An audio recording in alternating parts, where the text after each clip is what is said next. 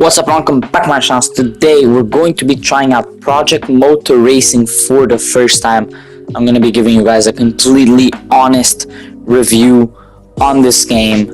And first things first, I would like to try out the Hypercar single player right away, just to see how it is. I want to drive around Hypercars. There's so many different classes of cars you can drive in this game. Here's the Hypercar selection. There's a good amount of it. I bought this game primarily to drive hypercars since it's probably my favorite division of cars. Between that one and the Formula cars, I love driving around hypercars. I rarely get to do it because of in console there's not many games that let you do that. This game is very good for customization in races, better than, for example, Rennsport, which you can't really do that well or that much for customization. But I decided to do a very quick 5-minute race on a hypercar and give you guys my honest opinion, and then decided to do another race with GT3 later on. So we're going to be starting from last place in the hypercar division. We did 8 and 8 for a total of 16 cars on the grid between the hypercars and the GT3s. We got off to a pretty good start. I'm not going to commentate too much on the race, but I will say this: the hypercars and most of the whole game, it's like different. It's a very different handling model. However, it takes some time to get used to, but once you do get used to it, it is really fun. So I'd recommend trying it out. It's very different from any game. Apart from it, maybe you could compare it to Assetto Corsa, maybe, but I would mainly say that the game is very different from anything else. It's really different from games like Rennsport, F1, and Gran Turismo. It has a very different handling model than those. Some people at the start of this game, when it was released, people were saying this game was bad. No one really liked it, to be fair. I can understand. I didn't get it because of that, because of all the backlash it was facing. However, the 2.0 update has released on it, and people, at least that I've heard, were saying the game is better. And I think the game's pretty good. It's pretty fun. After you get used to it, it actually gets fun. I've had some pretty good battles, and the game's pretty fun. You can do multi-class racing. You can do as long as you want races. It's a very good game for customization. It's a very good game. You can have up to 4 classes of racing in there. I have not tried multiplayer yet, and the next video, if you guys want, I can do the classic cars and the career mode. So just comment down below what you guys want me to try on this game. I will try it out. But yeah, the hypercar, it's a very different. Every hypercar is very different to control. I'm only showing you guys the first race I did, because then you guys have a lot of footage. But yeah, I think that in the hypercar division, every hypercar is pretty different. Just slightly different, some of them are pretty different. The Aston Martin Valkyrie, the one I'm driving right now, is different from an example from the BMW. And I think that's pretty cool that they get a pretty accurate depiction of the cars and how it drives. It's pretty fun racing in it, in the hypercars. Once you get used to it, it takes a little bit of time to get used to. If you do get used to it, it gets fun.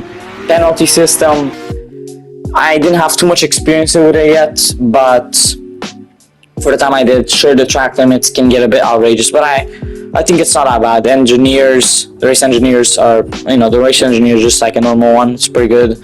Also, one thing that it has that's similar to Gran Turismo that I appreciate is it has like a kind of sort of modding system where you can see other people's cars, other people's creations, other people's tracks and championships.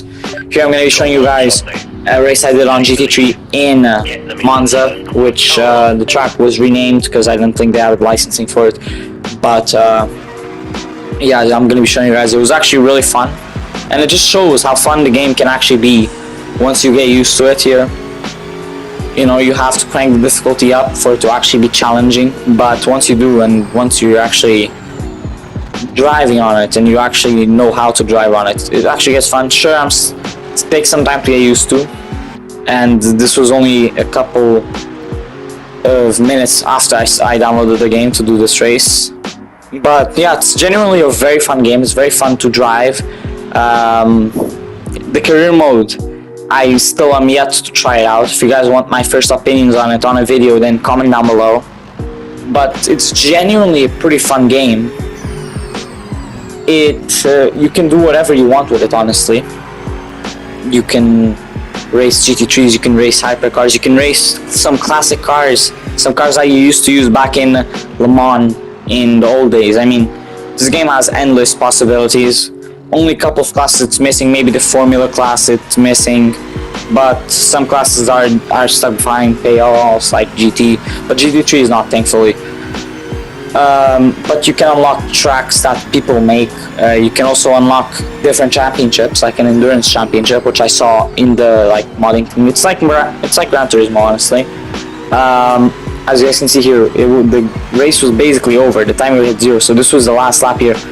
And I managed to get side by side with the Mercedes for the win after getting a very good exit out of that corner.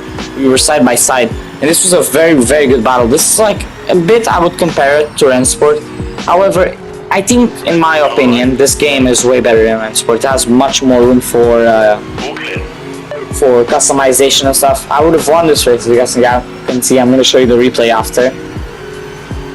Honestly, the game is way more fun, and it gives you more opportunities to do stuff and customization, and yeah, it's a very, very fun game. I'm going to be showing you guys the replay after this to the end of the race, and I'm also going to be showing you guys the pit system, the box system, so you guys can see how it works. Obviously, I have experience with both games. If you guys want a head-on-head comparison, also comment down below. I can provide you guys with it. But yeah, after you get used to the handling of the game, then it genuinely gets very fun. You can see here me and the Mercedes are side by side. It was actually a really, really good race. Very fun, very good battles we had there. And ultimately, I'd grab the win, but just by a little bit. And here, after the race, I went into the pits just like everyone else would have. We did a quick victory lap. And yeah, the pit system is like normal, and any other normal simulator has a pit here. You can park. It will tell you how you parked, if it's good, bad. Here, it gave me great parking. It will repair your car. Take some time, and then you're good to go. But yeah, it's genuinely a very fun game. I was not expecting it to be this fun. I was skeptical when I downloaded it, so it was skeptical. But honestly, I think it was money well spent. It was a good game. I would recommend it. The game, you will have to adapt to it, but apart from that, it's genuinely a fun game. So yeah, if you guys were thinking of grabbing Project Motor Racing, this game might not be the best game for beginners. You might want some experience, but it's the amount of customization options you have. But you'll have a lot more probably, considering people are uploading tracks and championships to it. Honestly, it's a very fun game. I'd probably recommend it. You can customize almost everything. It's a good simulator. Takes some time to get used to, but after you do, it's genuinely a very fun game, and has a good variety of cars, tracks, and classes. All of the classes of cars you can get into. So yeah, thank you guys for watching. Hope you enjoyed the video. I'll see you all on the next one. Goodbye.